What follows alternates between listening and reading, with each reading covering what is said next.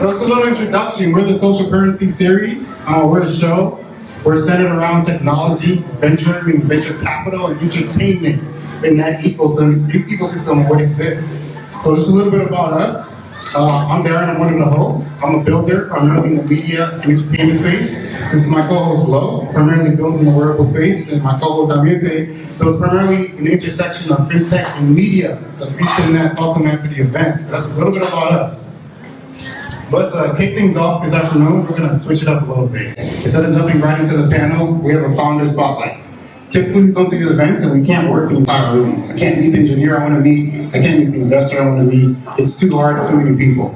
So we have this founder we're going to spotlight. His name is Vivek. He's going to come up here and talk about his company, what he's building.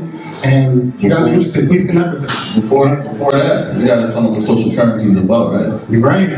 Oh, we got to tell you about we're going to get to the bit, but tell us what the concept is, the social currency, and how it got started. Yeah, so normally when people think of social currency, what do you think? Probably automatically everybody thinks, oh, how can I get money from somebody, or what's the way that I can get currency socially from somebody? But that's actually really not what social currency really is, or that's not what it means to us. What it means to us is how can you create a community, create a network, and leverage opportunity, leverage jobs, leverage connections, and foster those connections with other people to continue to grow your business or anything that you're doing within your community. So we're really focused on building a community within the whole tech atmosphere, and then mixing that with the media space and also in the venture space, because without venture, none of this stuff is possible. that's spot on. Just the tech, we want to make the tech world accessible to everybody. A lot of people feel left behind. They feel, they don't know something about tech. So we want to be that bridge to, include everybody, make it really inclusive, and to just make everybody feel welcome. So that's what we really here. That's beautiful. And Vivek, I guess it's on you now. Come up here and talk about your product.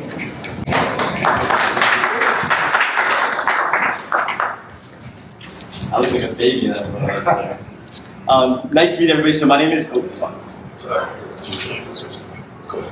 my name is Vivek, also go by V if you want to call me V. They told me to talk for about 5 to 10 minutes, but I'm totally not going to do that because I don't want to talk for 10 minutes and you're like bored out of your mind. So I will give you a little spiel on what I'm doing, and then would love to engage in Q&A. I'm a totally open book, so you can ask me anything. So I'm 26, graduated from Brown in 2020. And was like, I'm super smart, I'm gonna find an awesome job, life's gonna be easy. Because I was told I was special growing up all the time. Then went into the job market and could not find a job. And I realized how difficult it was. And I was like, if I'm having this issue, everyone's gotta be having this issue. And what we realized was that recruiting is basically like a big game of hide and seek. Employers can't find us, and we can't find them. The irony is no one's trying to hide, right? So what's the problem? Where are they looking? Yeah. And so my CEO, my co-founder, Chisa, he couldn't be here today, but something he always said was, how do we meet people where they're at, right? And so we realized that the whole recruiting space, everyone kept approaching it, where do I go to find people that are looking for jobs? Me and Chisa realized, where do we just go to find people? They also happen to need jobs, but they're not necessarily looking. And the answer was social media. So basically what we do is we infuse influencer marketing on top of recruiting. So we'll take jobs from Indeed, ZipRecruiter, LinkedIn, Monster, career fairs, all those things that you're supposed to go and find a job, and we'll pair them with content creators on TikTok, Instagram, YouTube, things like that. And then we use content, short form content, as a recruiting magnet. So now, instead of you going to the same universities, going to the same career fairs, all of your whole company's fueled by nepotism, now we're taking that opportunity and using social media as a way to promote your job to millions of people across the country. And so by doing that, we've now figured out the way to recruit entry-level roles in bulk, which has never really been done before, because typically the headhunter space is you get paid 30% of the salary or something like that. So a lot of people will hire C-level, mid-level management, but why would anyone waste their time hiring or helping you hire someone that gets paid a $50K salary? And so there was no sustainable business model for that until we discovered the power of short-form content.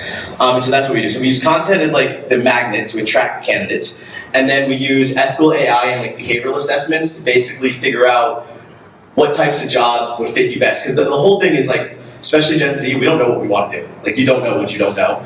And so what we do is we use a matching score and personality assessments to connect you to different jobs you didn't even know existed. So like, we had people come in that were like, oh, I'm really interested in the sales role, took our assessment, and we're like, wait, I could be a really cool real estate associate, and now they're in real estate. And so that's kind of the intersection of content and tech. The reason I think that this has never been done before, when we talk to people, they're like, how is this not a thing? Like, well, why don't I find jobs on social media? Just like a consumer product targets you on social media, why can't a job target you? And my answer to that is actually, and this is why we're so confident in what we're building, is because of the founder market fit. A lot of people talk about product market fit. The founder market fit is really what allowed us to discover this. And what I mean by that is, so my CEO, she said he comes from journalism, media type of background, so like culture and content. And we're both tech startup founders, so we intersected culture and content with tech. And then we were both in the HR space doing a lot of like, research in terms of what's the real problem there, just being a startup founder. We call it being an anthropologist. And no one had brought the influencer marketing social media lens from a Gen Z tech startup founder perspective and found a way to communicate it to HR. That was a very unique thing that had never been done before. And the reason that we're like confident sharing what we do, like I can tell you, like, we're influencer marketing for jobs. We know it's going to be very hard to duplicate because the thing is, speaking a value proposition to content creators and then speaking it to like 60-year-old HR people is a really tough riddle to crack. But once we figured out the power of language and we figured out there was a whole universe of like phrases and things that we trademarked that like completely revolutionized us being able to communicate what we're doing to our stakeholders. So for example, like the phrase content recruiting, using short form content as a recruiting tool. That phrase didn't exist. What corporate America would call us was next generation recruitment marketing. And we were like, we're not marketing and we don't speak from a recruitment lens. We're content and we use the content rules and the content lens to recruit. So little things like that. So for example, you guys know like when sneakers drop or like Taylor Swift tickets drop, we're doing job drops. So we're all about like building hype around jobs in the tri-state area on social media and then dropping them, releasing them. So like little things like that where like the infusion of culture and career had never really been done before. But that's basically the space that we're working in. So yeah, sure. By any chance, did you NYC? I did not. No, I wasn't around. Yeah. Do I look familiar? Well, no. Actually, I met someone today, and she was like, "Yeah, I know someone who got a job app, and." Interesting. I met a bunch of NYU people this week so far. So good. I was also going to tell the people how can they find you. Yeah, for sure. Yeah, so our company, that's my company name. I don't think I said that. Okay, cool. So we're called Pedul. So Pedul. Pronounced like bike pedal, but Pedul. So the EDU in the middle is education, and we believe that education connects purpose and life. So P&M. So Pedul. And then on Instagram, so find me after. We can like connect on LinkedIn. Love to talk to anybody, but you can find us on any social media. We are Pedul. Yeah, cool. Yeah. So. You mentioned sales and real estate, so I'm curious. Like, what are certain verticals that you find yourself, or you find yourself recruiting for? Yeah, that's a great question. So, what's interesting is actually every industry is having recruiting problems. It's like the most expensive problem in corporate America right now. So the problem was, where do we start? Was actually the real problem. So what we basically identified was, okay, what is a value proposition we can serve really well to a certain constituent? And it was sports and entertainment. So they get thousands of applicants. Like we work with the 76ers. I don't know if anyone know the New Jersey Devils, the hockey team. Our logo is on their helmets during the season, so maybe you saw that. But we work with like a lot of the sports entertainment companies. But the thing is, all of their applicants are white men. And they're like, well, we clearly have a diversity issue here. What's interesting is corporate America calls us a diversity solution sometimes. Frankly speaking, I don't actually love that because we didn't set out to solve a diversity problem. What we did was to break the nepotism problem. And so we went to individuals on social media and people follow people that look like them. So when I have diverse content creators, I accidentally found diverse candidates. And all of a sudden, we became a representation tool. And because Gen Z happens to be the most diverse generation ever, all of a sudden they thought we were a diversity, like recruiting company in terms of, if that makes sense. But that was how we started in terms of sports entertainment, and we do entry-level roles. So we call it will over skill. So instead of like 5 years of experience and having to know a bunch of tech languages and stuff, It's like sales, social media marketing, event coordinator, project manager, that type of stuff. Associates, yeah. How you doing? Good. So I went to your website. I noticed that you are crowdfunding. Is that your main source of funding, or? That's a great question. Okay, so I hate VCs. I'm just gonna say that right now. I know there's VCs here, and like I'll work with. There are good VCs, there are, but there are so many VCs that like haven't even been founders, or they're VCs, especially that like when I talk about content, they think media, so they think marketing, iHeart Radio, like bankruptcy, like all these things. They don't understand what like short form content is. So we were like tired of the VC route, and then we were like, okay, let's go to the angel route. Got a lot of checks from angels, but then what we realized was a platform called WeFunder. There's others like Republic and stuff where you can equity crowdfund basically. We raised 6 figures off that in less than 30 days because we had influencers, HR people struggling, Gen Z unemployed people like struggling, and when we went to people that were like, we were actually solving their problem, not a VC person's investment problem, they invested in us immediately. And so, yes, that is our main source of fundraising right now is getting people like you bought in and invested. Yeah. This is sorry. This is going to be the last question as we're going to move to the next. Okay. Can you share a little bit about your revenue model? Yeah, for sure. So that's something that's evolving as we grow. Something we realized not long, about a week ago, is if I don't have a clear-cut payment model for my influencers, I don't have a company. So right now, there's 2 different payment models that we have to figure out. A is how do I charge corporate America, and B, how do I pay influencers? Because actually what we're trying to do is shift the recruiting budget and inject it into the creator economy to help the creator economy build a middle class. And you're gonna get paid way more if you help someone get hired than sell a product. So that's basically what we're doing. So the way we charge corporate America is right now they pay per job role. Eventually, I think we're going to get to a place where they're going to pay a monthly subscription to list their jobs, but then basically you're going to be able to click promote and then pay different influencers to promote that job opportunity. That way we can get revenue from the subscription model, but then we can pay influencers from the promotion. So that's kind of the angle that we're going to, but it's all being figured out as we talk. Honestly, in the early stages, I charge companies differently based on how much money they have, so that's it's not right now. Yeah. Cool. All right, appreciate y'all. Thank y'all. You cracked the 10 minutes. Cool. I told you. Yeah. So we're gonna get started into our panel portion. We can actually advance it forward. So I just want to bring up Emmanuel from Church Space up to the crowd. Does this sound good? We can give it up for them. Yeah, give it up.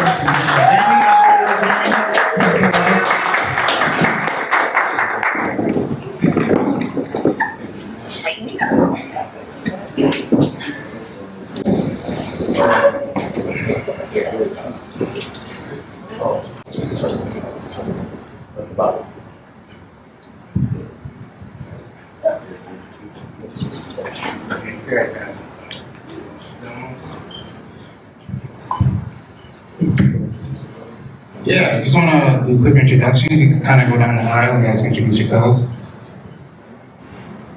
Is it on? Hey everybody, my name is Jaime Salcedo. I'm the founder and CEO of Painless Picasso. Do you want to say more about Showrunner? You guys can talk introductions. You can talk about your company and why you're building it.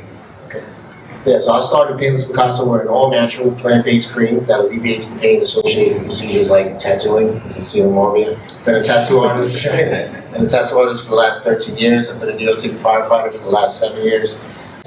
This literal pain point came to me for many years now. I was blessed with the awareness to actually figure that out. Like, let's see what's out there. And I found out that my competitors are using high dosages of pharmaceutical grade ingredients. There's really nothing all natural, plant-based. If you do find it out there, let me know because I don't know where it is. We are that company. And again, we started a year ago and we're just navigating this realm between the all natural world and big pharma. That's good intro. Hi everybody. Oh no, clap for him first. All right. Hi everybody. My name is Jerlisa Fontaine. Everybody calls me Juju. Say hey Juju. Hey Juju. Yes. Perfect. I'm very extra, as you guys can see. Once again, I'm the founder and CEO of U Capital. Shout outs to my squad right over here. Yeah. So raise your hand if you ever heard of U Capital. I expect no hands to show up. That's y'all don't count. That's fire. That's yay! Awesome. That's my product game back there. Okay, awesome. So anyway, U Capital is ultimately a digital media and tech company. Basically, what we are doing is we are curating digital content as well as creating live experiences to better train, educate, and connect professionals and early stage startup founders. A lot of the reason why we started this company is very similar to Vivek. Wherever he, right here, yeah. It's funny, I went to the University at Albany. I'm originally from the Bronx, and it's so crazy because when you leave New York, everybody thinks that like when you're from New York, you know about everything. Like you own New York, you run New York, you know where all the opportunities are. I was born in the inner city of the Bronx. I don't know nothing, all right? And I went to a SUNY school and I knew what I knew and I left with nothing, to be very frank. And I say nothing because the goal was to become a physician. And when I realized I no longer wanted to be a physician, my world kind of crashed. Magic and I always talk about this story about how I wish that when I realized I was going through an early life crisis, that I just cried, and instead I didn't. I spent like $2,000 on a shopping spree trying to figure out what the hell is next for my career. That's okay. Right? Was it though? Because to be honest, I only have one person to show for it. So there's that. Anyway, but ultimately, I kind of found myself becoming what we call a career pivoter. And when you are a career pivoter, I feel like colleges don't prepare you for that. They prepare you for the first thing that you say that you want to do. And I realized I had no idea what was next other than the fact that I wanted to be in healthcare. So ultimately, I just started like using Google to find a bunch of networking events in the city because there was no particular search engine just for networking events. You can find ticketing platforms to sell tickets to events, but to search for them, you couldn't find it. Secondary to that, I didn't know where to learn about other careers on the business and tech side of healthcare. All I knew was if you want to be in medicine, you gotta be a doctor, a nurse, a PA, a PT, and the whole 9 yards. So ultimately, when we created U Capital, we made a decision that not only are we going to create these events that better connect professionals and founders, but we're also gonna make it our duty to create career, business, and wellness content that is very specific to the needs and the demands of our community. Everything that we do is about the 3 C's, and you kind of tapped into 1 out of 3 of them, but technically 2, and that's community, connections, and content. And that's what we do at U Capital.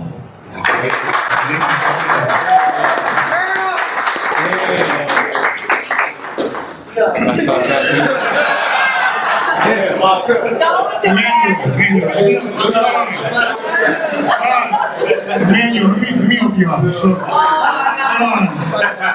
met Emmanuel a year ago at an event. He did something similar to this where he came up and spoke. And a lot of events I go to, the idea, it sounds like fluff, right? What is that AI event? So that's an AI company. Emmanuel came up and said, I'm building something called Church Space. And to me, it hit home for, I never thought about going into a church and saying, oh wow, I can use this for a ghost kitchen. I can use it for a venue. It's not a fluff idea. It's to me, it's been an opportunity. And that's just my thoughts. But so to set the stage for you, it's an idea that I think has high potential. Yeah. Take over. Yeah, I appreciate that. I think it has high potential. My name is Emmanuel Brown. I'm the co-founder of Churchbase. The Washington Post called us the Airbnb for churches. And we are in the business of transforming communities. And at Churchbase, we think that starts from the inside out. So it starts with local people, local resources, local assets. It just so happens that in America, churches hold about $1 trillion of real estate equity. There's about 500,000 of them, and 80% of the week they're empty. What most people don't know about churches, if you've never been in one, is they're kind of hidden gems that are right in the middle of neighborhoods. They're embedded in every single community in this country, and they have amazing audio-visual capabilities. If you're a creator looking for a space to make content or do a photo shoot, they have industrial kitchens if you're a food entrepreneur and you need to spin up something on DoorDash or Uber Eats at a fraction of the cost. They have great event space, auditorium space, so we really are just tapping into the hidden gem that's churches. I started this because my parents are pastors. Rough childhood, right? But really I got behind the scenes of how church real estate is a burden to pastors all across America and how in local communities it's very hard to uncover and to unearth local resources that are right around the corner from where you're at. So we're in the business of connecting that through the two-sided marketplace called Churchbase. Really random, I just want to say that shout out to Social Currency for kind of bringing people back together, because why did me and Emmanuel meet like 5 years ago in Castle Hill and have never spoken ever since until now? Really random.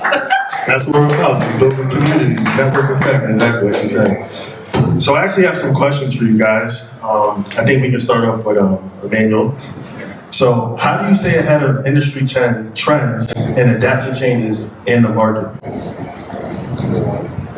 Yeah, that's a great question, because I think it's a fine balance of being aware of what the industry trends are and being heads down and building and being very true to your mission. For a season, I've kind of built with blinders on and just have been wildly obsessed with what the problem that we're solving is.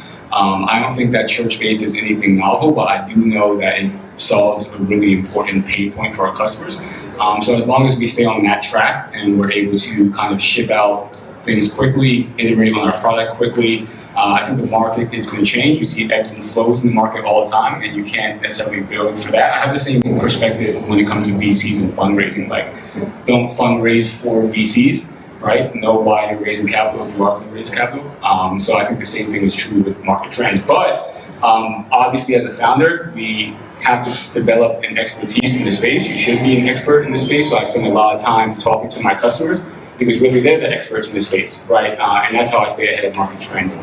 The market trends kind of develop based off of what consumer needs are. And I think any new market trend that comes out just solves an emerging customer problem. So I think if you stay very close to your consumers, you'll always be ahead of kind of market trends.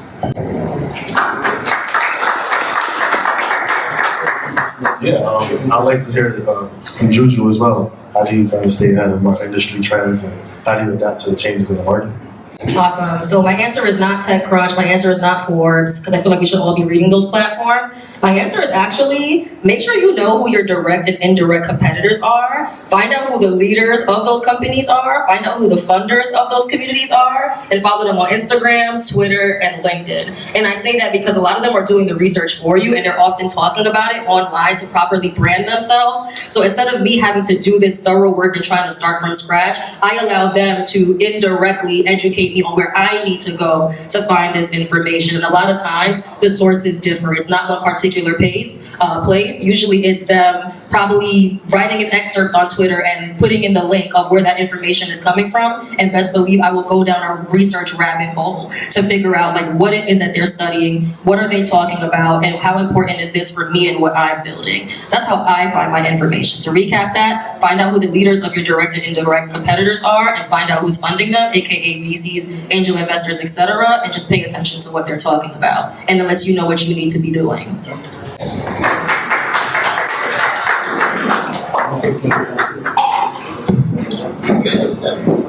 The question was industry trends and How do you stay ahead of industry trends and adapt to the changes in the market? So I'm going to say it's a combination of what you said, right? You have to be obsessed with the consumer, right? I'm a CPG brand, so in the tech world, I'm a dinosaur, right? Like everybody now. But it's really understanding the consumer need, and to an extent, like we are trendsetters. You know what I'm saying? We set the trend. You know what I'm saying? To an extent, do your research. Absolutely, do your research. Understand what's out there. For instance, right, when you're getting the feedback from your consumers, I found out that my product wasn't just effective for tattooing, right? We work for waxing, micropigmentation, laser treatments, muscle pain, right? Icy Hot cleared 150 million ARR in 2019. You know, like we're coming for that. You know, we want it all. So at the end of the day, to stay ahead of the trends, do your research, know your consumers, and navigate from there. Yeah, I would add to that. I think kind of in the tech space that we're in, the tech landscape that we're in, it's really easy to kind of get captured by the allure of like OpenAI and ChatGPT and try to keep up with what they're doing.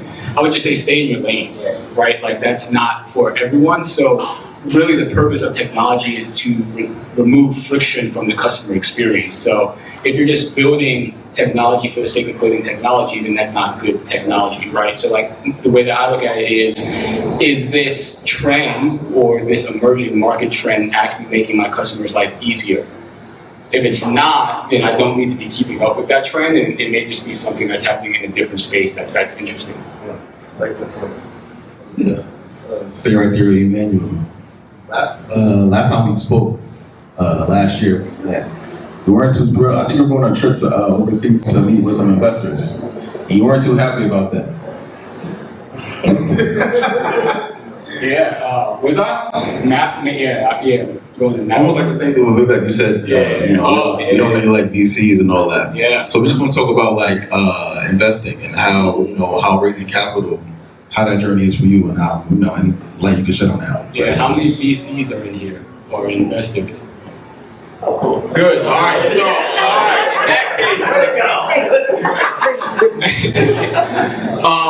yeah. So I have a really interesting take on this. First of all, like unless you're a SpaceX, right, where you're kind of transforming human life, or unless you're like an Uber with ridiculous operational costs, raising VC is completely optional. Like you don't have to do it. I think there are like two very specific use cases where you have to raise from institutional investors. And a lot of times what I realize with founders who want to raise capital, when I ask them like, why do you want to raise capital? They don't ever have a good answer for that. And so like that should be a signal. If you can't actually articulate why you want to raise money, you probably shouldn't raise money. So I made a bunch of mistakes. We just raised $1.2 million. And I made a bunch of mistakes. The first mistake was I tried to fundraise at the wrong time. I didn't understand why I was fundraising, when the right time to fundraise. I just wanted to tell people like I needed their money, but I had no clue what metrics I was trying to actually hit with that money. It also was a wrong inflection point. So like, especially in this fundraising landscape, you have to raise for fuel, for real growth. You can't just raise for fire to keep the lights on, right? Like you can't just raise money to keep money in the bank. You actually have to raise for growth. But I think for underrepresented founders, because we're mostly like Black and brown folks in here, the VC landscape is really interesting. It's very relational. A lot of that social capital we don't have. So like, what do you do when you're not directly connected to VCs or high net worth angels? And I think a lot of what we're seeing now is accelerators. So I would love to get your opinion on it. I hate accelerators. I honestly hate. I think like what's happening with accelerators now is that it's become like the school to prison pipeline for founders. Honestly, like I think a lot of accelerators are trying to adopt the YC model and kind of get outsized equity, but they don't provide outsized value. And I think for founders, the most important thing is like, am I building something valuable for my customer? And VCs could be a big distraction of that. You end up having a lot of conversations with people that tell you what you should be building and how you should be building it, and then you end up going adrift and not staying true to your North Star mission. So if you don't have to raise money, try to be as capital efficient as possible. Crowdfund, identify as many ways to stay lean, to stay nimble. Don't hire, outsource contract roles if you can. Don't hire employees too quickly. So I think, that's my general perspective around VC. And I don't want to sound hypocritical because like we raise venture capital, right? But like some of the expenses and the goals that we're trying to hit are a little different. So I think VCs are looking for Lamborghinis. If you're a Toyota and like you're very efficient and can get the job done, like that's great, but like maybe you don't need to picture the VC. Makes sense. I was going to talk. We are VC back. I'm not going to demonize VC. And like you said, you also took in venture capital. I would say if you are going to fundraise and take venture capital funds, kind of what I did specifically was I targeted a VC that Techstars Atlanta. That's what I got into. Melissa Vegas, Showrunner, and she has an investment thesis in e-commerce. So that was what really helped me navigate towards that. I was like, and me personally, I didn't finish college. I didn't go to UC, so this made me a better founder, made me a better entrepreneur. I didn't know about KPIs and all these metrics before I got into this. You know what I mean? I started my company a year ago. Everything's moving very fast. So again, it's all up to you. So it's up to what you feel is necessary, and to also know what you said about fundraising and like what's your mission, right? What's the mission for fundraising? What's your reason for fundraising? And mine is to really keep up. Is to keep up with the competitors, is to have that burn rate that you need. So that's really what it is. So why I did through that. Awesome, that was amazing. I have no opposition whatsoever. I'm early in the game, so I am not fundraising at the moment. And to be very honest, the reason why I'm not fundraising at all and don't plan to anytime soon is literally for every single reason that the two of you said. So I really thoroughly believe that you should do your very best to exhaust all options of funding before you start looking for somebody else to fund your business. That means a couple of different things. I believe in finding very intentional customers. And what I mean by that is, I know that a lot of people like to offer things for free, and as Magic and I always talk about, everything great isn't free. And I think that the good thing about my community is they recognize it, and they're okay with paying for events, services, products, etc. I think that when you make people get comfortable getting everything for free, and then you start charging them for things, that gets very difficult, because now you have a lot more to prove in terms of your worth and your value as a product, a service, and a business. So that's number one. Make sure you get intentional paying customers. Number two, sadly, you gotta bootstrap. I believe in the game of saving your money, you know what I'm saying? Like, you gotta save, you gotta pay to play, all that good stuff. Make sure you're saving your money so that you can actually support your own business. And then next up, listen, that whole concept of like the friends and family round, for a lot of us, we do not have friends and family that can support us financially. But at the end of the day, I be outside with my red cup in the streets like, yo, can I get a penny? Like, and not literally. And not literally, but what I mean by that is, for example, on July 13th, we're actually having a private launch party, and it's also going to serve as a fundraiser. And the reason why I'm doing that is because every year for my birthday, I always have like this private, intimate, exciting brunch that people pay like $65 to $90 for. And instead of you spending that $65 to $90 on paying for food, etc., you can now take that money and hopefully even more and actually donate it to the business. So this is me trying to find creative ways to get access to capital, just to get the ball going for the business. And I'll even also kind of just add like a quick plug. The reason why capital is becoming more important for us is because my lovely JP Michael is somewhere, I don't know where he is right now, but we're actually building a bot for our website. And the reality is, the more users you gain for this bot, the more expensive it gets over time. We already have outright costs for it in terms of this monthly subscription that JP over here has me paying. But the reality is, it's gonna get expensive very quick, and I need to quickly find a solution. And sometimes throwing an event, throwing a party that is a high-ticketed experience with lower cost is your way of getting access to more capital. So that is my very non-VC answer for early ways to get some money for your business and your product.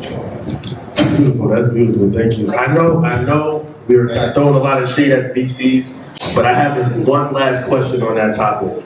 And I know you guys might find it interesting. So if you had a venture firm present you a blank check to build into two different industries, but there's a catch. The industry is AI or blockchain. What would you choose and why? Can I answer? I just answered it. Yeah, AI right now for me. But AI specifically because I think that the power in AI is the concept of personalization. I think that everybody right now who's engaging in digital products, they all feel like they're going through information overload. They all feel like they're being oversold to. They all feel like there's just too much going on around them, and none of this is directly speaking to them. And I think that the cool thing about AI right now is, if you can use it in the most efficient way to give people at least almost exactly what it is that they're looking for, you may win this race in some way or form. And I don't mean win this race in terms of being the all-hail GOAT of all things AI, but I think that the winners in the AI space are the people who find the right ways and the most appropriate ways to use it to solve problems for their users. So for me, AI is the game. It's something that I'm new to right now. It's what I'm experimenting with, and I think that it is actually going to be the solution that I need to solve my users' and customers' problems. Yeah, I would take that blank check and integrate AI into ChurchBase more. So I would keep building what I'm building and integrate more AI components into it. And just on the VC note, like I don't want to demonize VCs, right? Because We're also venture backed. Yeah. So right, like I'm not trying to demonize VCs. We have great VCs on our cap table. I just think you have to be very intentional about why you start that process and understand the implications about what you're exchanging. As a founder, equity is everything, right? And I'm looking at my equity in terms of generational wealth that my family didn't have, for myself, for my employees, and there's just an exchange that happens when you give away something so valuable. So just know why you're raising capital if you're going to start raising capital. And who you're raising it from. Again, like, you know, I'm in Techstars, Techstars Atlanta specifically, and you know, that relationship just works out. You know, like from where I'm at, we have demo day tomorrow. Process is, you know, it's been great for me. as far as AI, integrated AI, I would definitely go AI. Blockchain for me is like, I don't know. So it was a little bit of a trick question. Yeah, so blockchain today is a curse word to VCs, right? So say I'm building this blockchain company, like, no, right? Building an AI company. So a little bit of a trick question, but tech is about seasons, right? We're currently in AI season. So the way I look at it though, announcements were made last week. MasterCard made an announcement, Visa, Citibank, Wells Fargo. They're all coming together to make a shared ledger. Basically transactions and payments. So the biggest players in payment services are coming together to make a system. That tells me if they're going to take their time and invest in it, it's coming back. The season of AI might be on our horizon. It might be bending down because we're starting to land on some use cases, especially with generative AI, right? So I guess I would go against the grain and go build the blockchain and maybe be, early instead of late, because you're going to switch up again. AI might be a curse word 6 months from now. It's not, but you never know. Tech is all about seasons. I do want to respond to that. I feel like that is the ideal answer, and I have been paying attention to that. I think the biggest thing is, I think I saw Jack Dorsey make a post about this. I think the hardest thing about being a founder is, it depends on why you're doing this. I feel like, to your point, right? There's always a route where you recognize what's trending, what's important, and what's the future, and you feel like, damn, I don't want to miss that wave. But if you have an actual disinterest in that thing and you don't see it solving a problem in your particular industry of interest, personally, I wouldn't go for it, right? It's like, I can know what's sexy, I can know what's trending, but if I don't think that I'm gonna have fun or enjoy solving this problem in this very random industry that I don't care about, I don't think I would do a good job at it. And that's the reason why, for me, when I make a decision on what I want to invest my time in, it has to be something that Juju is personally passionate about. Otherwise, I will do a lackluster job. And that is the reason why I couldn't go with your answer, even though I am informed on the future of blockchain. I don't love it, it's not sexy to me, I don't want to do payments, at least not the next 5 years, so I'm gonna have to holler at you on that one. Okay, you might like the next question. This is the last one, and then we'll open it up for Q&A. But again, we're social currency, we're tech, venture, and entertainment. So this question is centered around a new startup that just came out. It's called Showrunner.ai. Has anyone heard of it? Yeah, so it's basically you can do generative prompts. Think about Netflix, and you're watching a Netflix show, and you can say, hey, make me Seinfeld, the Family Guy. It doesn't animate a search view, and it's user-generated, kind of like YouTube. So the question is, do you think maybe next year, 5 years from now, will folks gravitate more to generated content with prompts like a Showrunner.ai, or will folks still be, hey, I want to watch my Netflix, I want to watch my Disney shows, or movies like Marvel and things like that, or shows that are more popular? Can I ask a clarification question? Yeah. Wait, is the audience making the prompts to see the content, or is it being done for them? The actual user is making the show, and they put the show on their platform. Okay. So- Okay.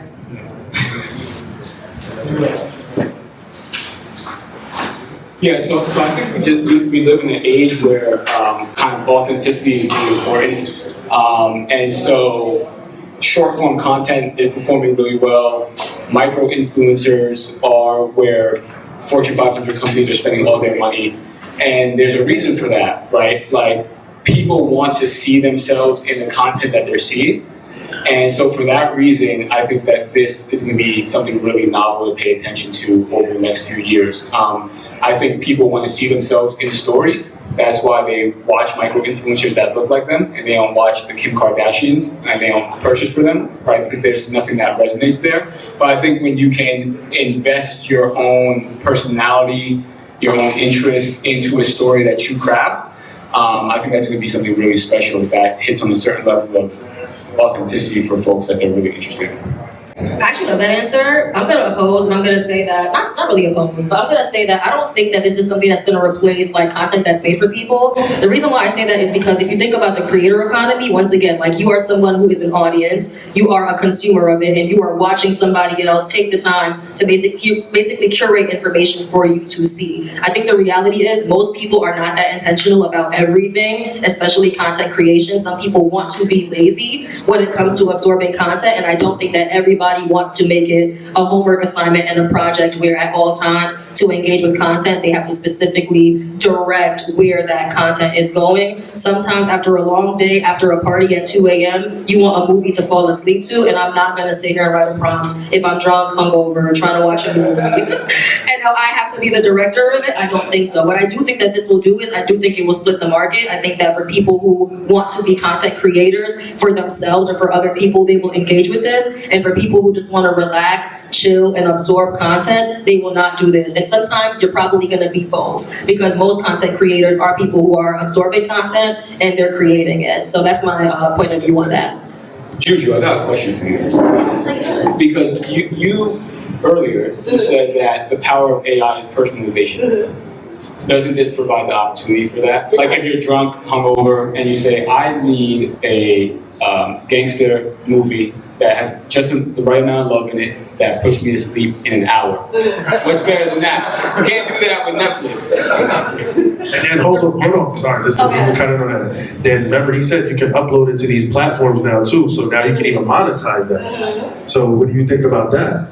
Oh, I think all of it is genius. I just don't think that is replacing traditional content. I just don't think that everybody's gonna sit here. For example, if I write a prompt right now and I say, I wanna see the craziest gangster movie right now, I wanna see people shooting each other, etc., God forbid, whatever it is, sorry, whatever it is, right? It's like, I can end up seeing something for the first 4 minutes, and what if I just don't like it? Now I have to write another prompt again, and I might not like that, but I gotta keep writing things to see something new. If I am feeling lazy and I don't want to do anything, I am not going to constantly ask questions in one sitting. And in light of the argument about AI and personalization, even with what we're building in our website, right, to create more personalized career and business content, I do not expect people to always, from Sunday through Saturday, sit there and ask 20 million questions in one sitting. I expect them to probably start with 1 to 3, maybe even less. And when they want to be more intentional and go down a research rabbit hole, they will. That's how I kind of perceive the way people use technology, whether it's personalized or not. So once again, to recap, I believe in a market split. I think that people who want to be the prompt engineers of content will do that. I think that people who want to absorb content will do that. But I think for the most part, will be a mixture of all of those things. I think with that, we go open up to for questions. Anybody have any questions they want to ask these panelists? Do you get any pushback from churches on like hosting events ruins the sanctity of the space or something like that? And is that similar or comparable to other, I don't know, like temples or mosques or other religious places? Yeah, that's a great question. So timing is everything when you are building a product, and the pandemic did a lot of not so great things for churches financially, right? So I had a conversation with this pastor a week ago, and I said, what could be better for you than to get someone who's agnostic into your church for the first time? And like they had no response to that. So I actually think it's an invitation where previously kind of the design of the church being closed Monday to Saturday felt very exclusive. And so we're trying to break that barrier a little bit in ways that feel very authentic and safe to different groups of people for the first time. So it's actually a good thing. Good question. Anybody else? Any questions? Reggie. So I do have a question for the gentleman with the skin cream. Painless Picasso. Painless Picasso, yes. So 2 questions actually. One, I'd imagine you're dealing with a lot of pharmaceutical competition, so that presents a lot of challenges. So I'd love for you to talk about that. And my second question is, let's say if a major pharmaceutical company wanted to buy your product, wanted to buy you out essentially, would you do it? Yeah, those are good questions. Yeah, I do get that question often. I'm not against it, right? I do have a figure in my head. There's a big number if they did want to come in and still maintain the integrity of the company, right? We're always going to be all natural, plant-based. That's how we're navigating, right? That's what differentiates us from what's out there. Your first, what was your first question? The first question is how do you navigate? Well, how do you navigate it? Well, we navigate it because there's not really anything like this, right? The only thing out there is lidocaine, right? That's the main component in what's out there right now. Have you guys heard of lidocaine? Yep. All right, so you'll find that in Bengay, aspartame. That's the main ingredient that's in a little history on lidocaine, okay? Just real briefly. Back in the day, they used to take cocaine and put it in Coca-Cola, right? Everybody knows this, right? Yeah. That's the original founder of Coca-Cola, was a pharmacist.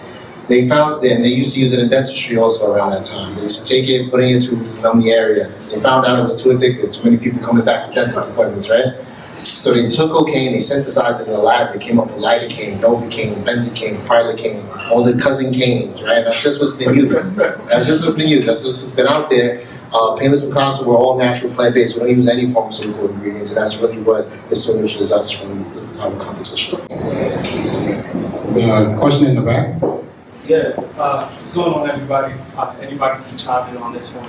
When you asked a question about which one is, like the trick question about AI and blockchain, in my eyes, AI seems like right now it's viable, it's worth its salt. But when it comes to long-term investment, it seems like that's where blockchain kind of lies on the spectrum.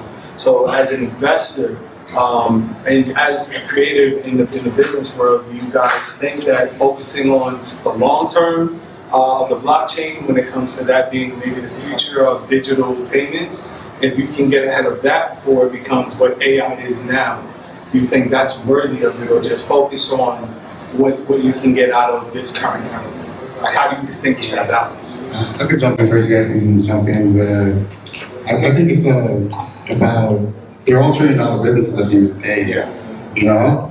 They're all $1 trillion businesses. There's no right or wrong answer. It's what's going to give you the best return on investment and value for that particular thing you're going to build. But I'll pass it along. I don't know. Yeah, I think it depends on what type of founder you want to be. And I think enough founders ask themselves that question. There's nothing wrong with trying to scale a company over 5 years and hit a grand slam. There's nothing wrong with thinking of a long-term business that has strong economics and you build it over generations and you can pass it down to your family. So it just depends on what you want to be and what your North Star is and what your core values are. I'd say for me, like, as much as I care about the faith space, like, I'm looking to sell church space in the next 5 to 7 years. Like, that's what my goal is, and I have a plan to do that. So it's all about what you want and what you're trying to see out of your company. I want to touch base on that too. Like, again, I'm not a tech guy. I'm integrating tech and AI into the businesses because that's how you win nowadays, right? You have to use what's out there. So use what's out there, use AI, use blockchain according to what's necessary. But people are terrified of AI. Like, people are scared of stuff. Like, and it's still relatively new. That as an artist, right? People are scared. Like, hey, they're taking jobs. They're gonna take our jobs. They're doing all these things. So if it's useful to you, use it. And other than that, I don't see it. Yeah, I kind of unintentionally answered that question earlier, but I would probably just add, like, I would say, build what you care about now, but imagine like you were like this Fortune 500 huge company with billions of dollars, you're a conglomerate, and you are focusing on executing on a product that wins, but you have funding for R&D where you can focus on the future and constantly think of ways to create something that's going to be a part of that future. So I would say treat your individual self in mind as that, and that's what I always do. I feel like for me, I build in the now, and I want to benefit from the now. I think that AI is for the masses still new-ish, so if I can tap into that, I want to do that for me, but at the same time, to the same points that you were making earlier about MasterCard, etc., it's like I still want to stay informed on those things, and I want to constantly, in my little notes app on my phone, jot down ideas that I have that I think I could solve for in the future. So that's how I would treat it. Any other questions in the audience? I have got a question. So I was actually quite interested in your response, again, regarding the choice between blockchain and AI.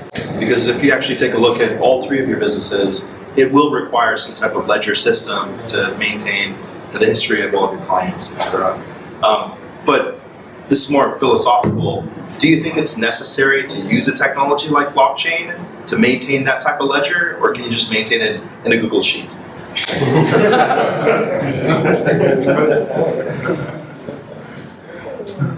Yeah, I still use Google Sheets and Excel. I'm a dinosaur and a creature of habit. I don't think that you have to. There's a ton of kind of legacy businesses that still do that, legacy industries that still do that. And I think that there's a future world where people's lives are easier from blockchain ledgers, but I'm an Excel guy at heart. If it ain't broke, don't fix it. Yeah, I gave him the mic because my answer is very boring. The answer is, yeah, I'm still using Google Sheets and everything. It's like, to my point earlier, it's like, what's a priority to you? And I feel like for me, adapting, learning, and executing on that is not a priority to me at the moment. So I'm going to stick with the rivers and lakes that I'm used to. And if it's Google Sheets and etc., that's what it is for me at the moment. But I am going to say, if they are making this better, I feel like time is of the essence, right? For us as founders, like entrepreneurs, whatever it is that you're doing, there's not enough of it. You know what I mean? If this technology is going to help us to, make things go faster and more efficiently, then I'm all for it. But also, like, as a startup founder, I don't have that much extra cash cushion to really think about those things. And that's why I say it's so important to understand what the problem you're solving is, running very tight experiments, iterating, learning, staying close to your customer, getting customer feedback. Like, it's a nice to have to develop things on blockchain, but like right now I'm just trying to figure out how to get our 1,001 customer to transact. Yeah, any other last questions? I think we can wrap here. If you guys can do us a favor, I think we can put up the QR code and scan and subscribe to our YouTube channel. Again, we're Social Currency. We show about technology, venture, entertainment. This is our ecosystem, some things we like to speak on and talk about. So thank you guys for coming out. I do want to bring out. Oh, I'm very extra.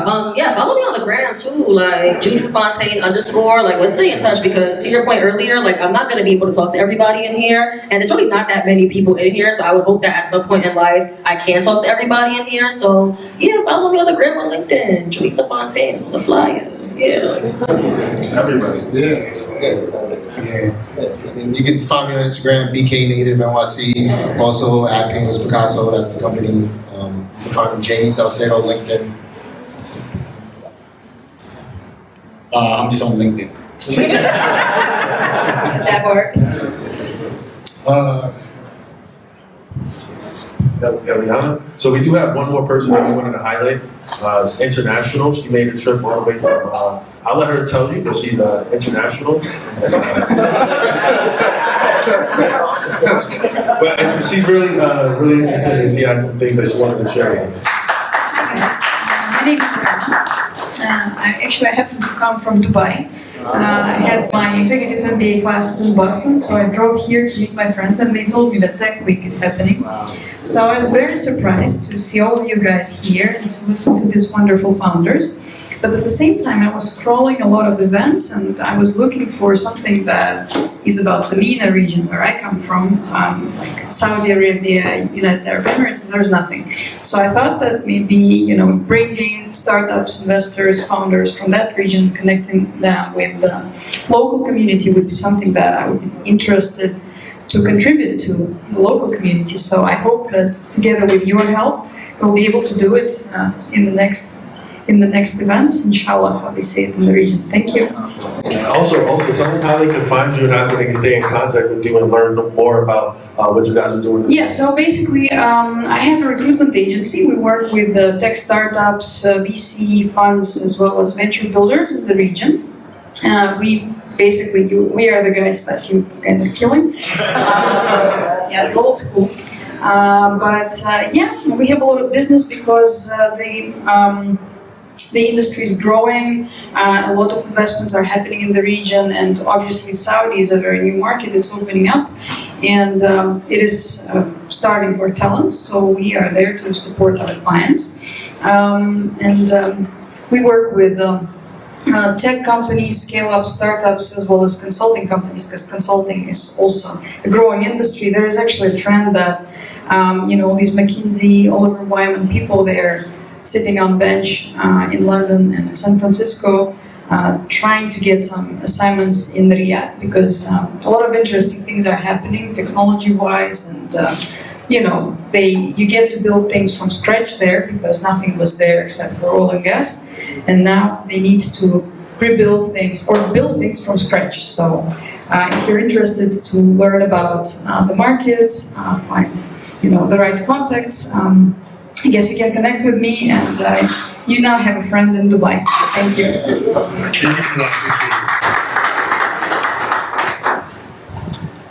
Yeah, so I think that's a wrap for our New York Tech Week event. Thank you guys for coming out. And you guys want to welcome to the State Network for a little bit. I think we still have a few drinks left. And please, again, subscribe to our channel. Before we get out of here, we do have a light performance from my man Eli back there with the question. So it is Black Music Month, guys. So get some tunes in for a little bit.